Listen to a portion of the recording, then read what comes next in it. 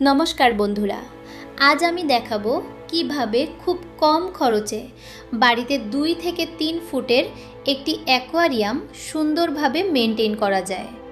প্রথমেই বলি, অ্যাকোয়ারিয়াম পরিষ্কার রাখার জন্য নিয়মিত জল পরিবর্তন খুবই জরুরি। প্রতি 7 থেকে 10 দিনে মোট জলের 20 থেকে 30% পরিবর্তন করুন। একসাথে পুরো জল কখনোই পরিবর্তন করবেন না, এতে মাছ স্ট্রেস পায় এবং অসুস্থ হতে পারে। ফিল্টার হচ্ছে অ্যাকোয়ারিয়ামের হৃদয়।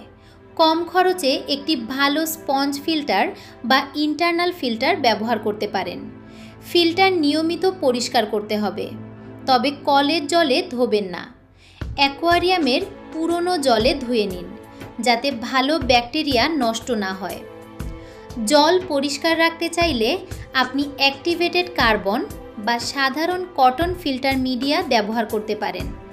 এগুলো ময়লা এবং গন্ধ দূর করতে সাহায্য করে। মাছকে সবসময় পরিমিত পরিমাণে খাবার দিন।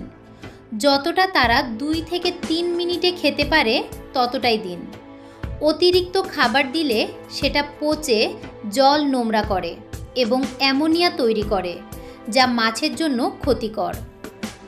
অ্যাকোয়ারিয়ামে গাছ থাকলে তা শুধু সুন্দরই দেখায় না, জলের গুণগত মানও ভালো রাখে। আপনি সহজেই মানি প্লান্ট বা অন্য লো মেইনটেনেন্স প্লান্ট ব্যবহার করতে পারেন। এগুলো জলের টক্সিন কমাতে সাহায্য করে। লাইটিং খুব গুরুত্বপূর্ণ। দিনে 6 থেকে 8 ঘন্টা আলো যথেষ্ট। বেশি আলো দিলে অ্যালগি বা সবুজ শ্যাওলা দ্রুত জন্মায়, যা দেখতে খারাপ লাগে এবং পরিষ্কার রাখা কঠিন হয়ে যায়। অ্যাকোয়ারিয়াম কোথায় রাখছেন সেটাও গুরুত্বপূর্ণ। সরাসরি রোদে রাখবেন না। হালকা আলো বা ইনডোর লাইটে রাখলে মাছের জন্য ভালো পরিবেশ তৈরি হয়। এছাড়া মাছের সংখ্যা ঠিক রাখা খুব জরুরি। ছোট অ্যাকোয়ারিয়ামে বেশি মাছ রাখলে জল দ্রুত নোংরা হয়ে যায় এবং অক্সিজেন কমে যায়। তাই সব সময় সঠিক পরিমাণে মাছ রাখুন। জলের তাপমাত্রাও খেয়াল রাখতে হবে। সাধারণত 24 থেকে 28 ডিগ্রি সেলসিয়াস তাপমাত্রা বেশিরভাগ মাছের জন্য উপযুক্ত। খুব বেশি ঠান্ডা বা গরম হলে মাছ অসুস্থ হয়ে যেতে পারে। অ্যাকোয়ারিয়ামের নিচে জমে থাকা ময়লা পরিষ্কার করার জন্য মাঝে মাঝে সাইফন ব্যবহার করতে পারেন। এতে করে নিচের ডার্ট সহজে বের হয়ে যায়। একটি খুব সহজ এবং কম খরচের উপায় হলো কলের জল সরাসরি ব্যবহার না করে 24 ঘন্টা রেখে দিন। এতে ক্লোরিন কমে যায় এবং মাছের জন্য নিরাপদ হয়।